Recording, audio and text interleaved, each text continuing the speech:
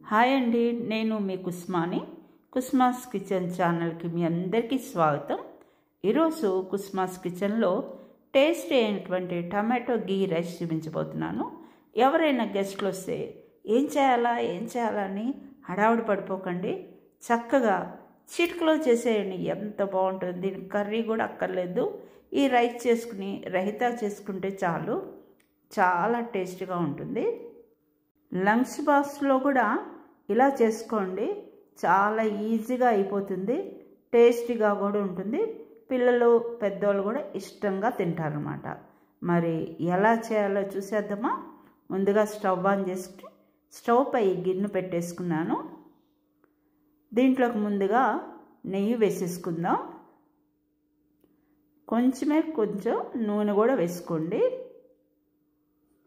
నూనె కాగానే బిర్యానీ ఆకు, బిర్యానీ మసాలా ఉంటుంది కదా, ఆ మసాలా వేసేసుకోండి. తర్వాత కొన్ని ఉల్లిపాయలు, పచ్చిమిర్చి కూడా వేసేయాలి. ఇవి చక్కగా దోరగా వేపుకోవాలి. దాంట్లో కొంచెం వెజిటబుల్స్ కూడా వేసుకోండి. నేను ఈరోజు క్యారెట్ ముక్కలు, బీన్స్ ముక్కలు వేసుకున్నా. ఆ తర్వాత ఒక స్పూన్ అల్లం వెల్లిపాయ పేస్ట్ కూడా వేసుకుని చక్కగా పచ్చివాసన పోయేంత వరకు కూడా దోరగా వేపుకోవాలి. దాంట్లో కొంచెం పుదీనా కూడా వేసేసుకోండి. పక్క స్టవ్ పైన కూడా కొంచెం వాటర్ వేడి చేసుకుంటున్నాను అనమాట. ఇప్పుడు దీంట్లో కొంచెం పసుపు కూడా వేసేసాం. ఒక 2 నిమిషాలు ఇలా మూత పెట్టుకుని పక్కనిస్తే ఆ వెజిటబుల్స్ అనేవి కూడా ఉడికిపోతాయి. దీంట్లో కొంచెం ధనియాల పొడి, ఆ తర్వాత కొంచెం కారం కూడా వేసేద్దాం.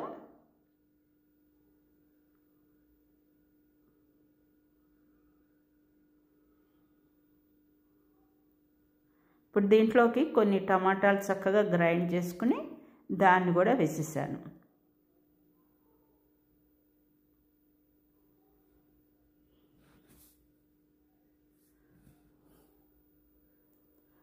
నేను ఈరోజు నార్మల్ రైస్ తీసుకున్నా. ఒక 2 గ్లాసులు రైస్ తీసుకుని శుభ్రం కడిగి నానబెట్టి ఉంచేసుకున్నాను అనమాట.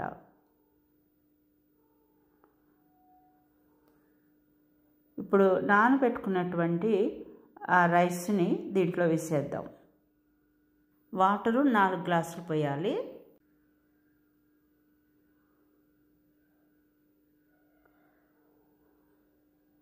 ఇలా అంతా కలుపుకుంటూ చక్కగా మీడియం ఫ్లేమ్లో పెట్టుకుని బియ్యాన్ని కూడా వేపుకుంటే రైస్ చాలా బాగుంటుందన్నమాట.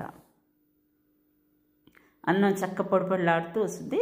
దీంట్లో మనం పక్క స్టవ్ పైన నీళ్లు పెట్టుకున్నాం కదా, ఆ వేడి నీళ్ళు వేసేద్దాం. ఇప్పుడు తగినంత సాల్ట్ కూడా వేసేయాలి.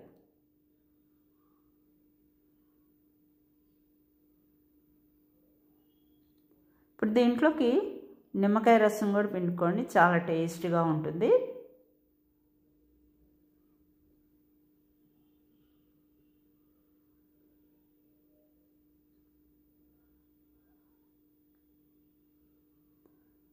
నేను ఒక నిమ్మకాయ పిండా అనమాట 2 గ్లాసు బియ్యానికి.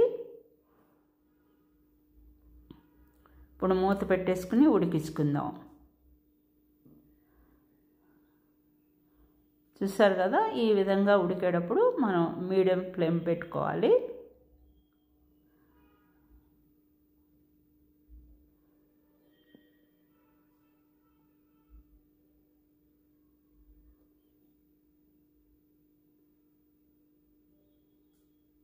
మరి కొద్దిగా నెయ్యి కూడా వేసేసుకుంటున్నాను. ఇది టమాటా గీ రైస్ కాబట్టి నెయ్యి ఎక్కువగానే పడుతుంది మనకి, దాన్ని బట్టి టేస్ట్గా ఉంటుంది. ఇప్పుడు కొంచెం కొత్తిమీర కట్ చేసుకుని దాన్ని కూడా వేసేసుకుంటున్నాం.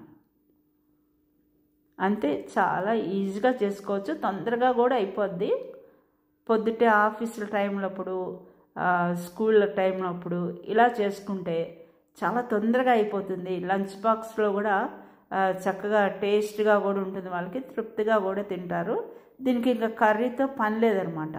మనకి ఎవరైనా గెస్ట్లు వచ్చినా ఇలా చేసేసుకోవచ్చు. మరి ఒకసారి కొత్త వీడియోతో మళ్ళీ కలుద్దాం.